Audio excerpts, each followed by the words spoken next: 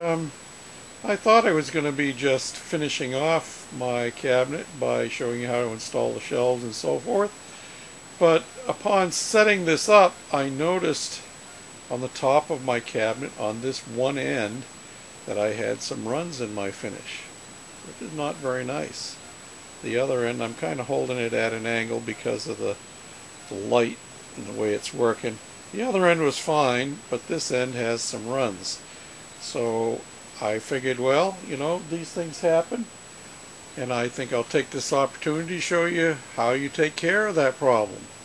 Because you know the difference between an amateur and a professional is not that a professional gets paid for what he does, but a professional is one who knows how to fix his mistakes.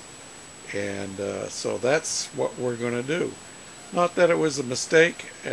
The lighting in my shop is not the best, and I thought I was getting it on nice and light, but evidently it was too heavy on this end. So now we're going to take care of it, and it'll be setting upright as it is, and it'll be much easier to do our final coat this way. So hang on, and I'm going to show you what we're going to do.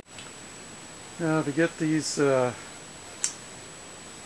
runs out of my top, I need to use something pretty fine because all I want to sand is the urethane. I don't want to sand down through my finish, and I want to use something really flat, so I just take off the high spots. So I have myself here a sanding pad, and it has nails up in here that hold your sandpaper on to hold it in there and make it perfectly flat. So I'm just going to lightly sand. I'm not going to fight against it, but I want you to notice, and I hope you can see this in the camera.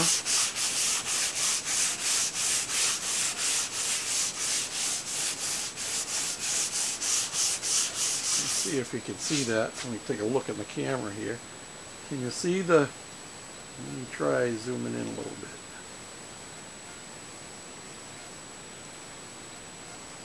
You see the high spots there? Like right here? See where that run was? It's coming out as being a very light spot. And that's exactly what we're looking for and what we hope to accomplish. So I'm going to keep sanding, and then once I get my runs out of it, then I'm going to give it a final coat.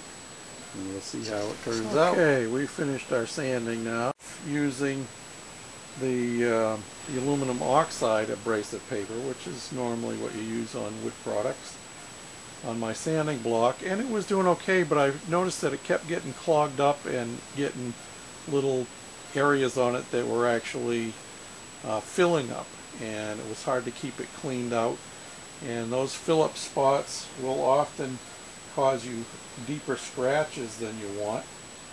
One of the reasons for using wet sandpaper on automotive finishes is to keep flushing away the sanding particles. So I actually did go to using, rather than the aluminum oxide, using the wet or dry silicone carbide sandpaper. And I mean, it got plenty dusty, but it didn't clog up like this aluminum oxide stuff. So that's something to learn. You know, this is 320, this is 360, similar. Both did the job, but from now on, my sandpaper of choice is going to be the silicone carbide. Does a much better job. So now the next step is to reapply our finish and see how it looks when we're all done. Hang on.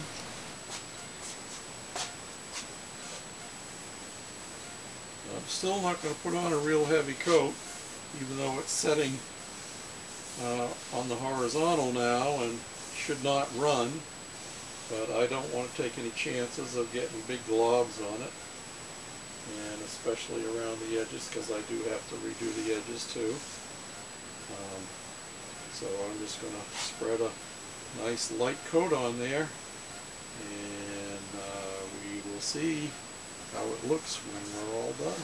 It's all dried out. Remember, this is not a gloss finish. This is a satin finish, so it'll dull down once it dries. You may actually see it starting to dull even before I finish putting on my one coat here.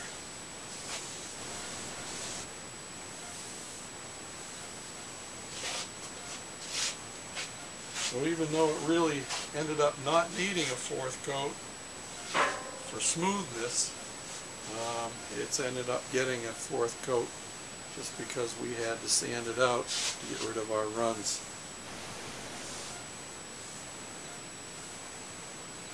And a little extra on there isn't going to hurt anything. Give it a little bit more to be able to protect it in the long run. So we'll check back and see how it looks tomorrow after it's all dried. Thanks again for watching.